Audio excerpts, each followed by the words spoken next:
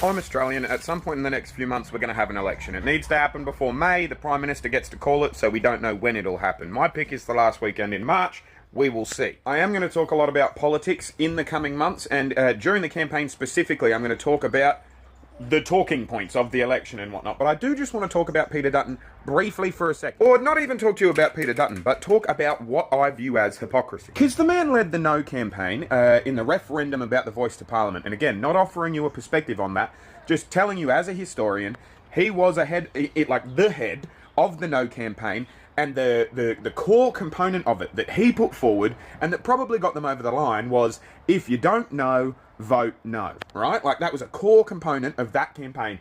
If you don't know, vote no. And so we fast forward a chunk, right? And we're here at this point talking about a future election, and Peter Dutton is saying that he's not willing to put forward policy details.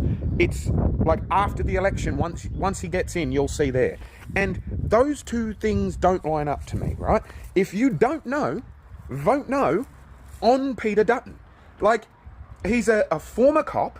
He is, you know, people have made the accusation that he was a corrupt cop.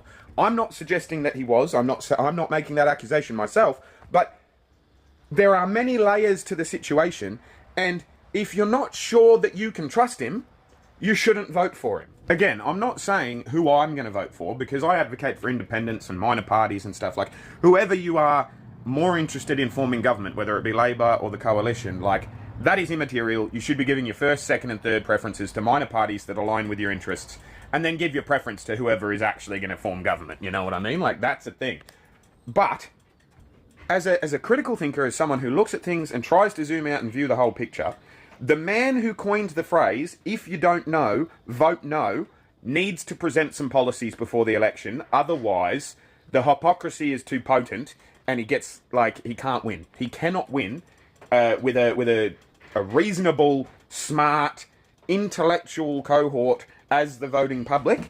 He should not be allowed to win based on that hypocrisy, and I just wanted to point that out and maybe have a discussion about it. So let me know what you think in the comments.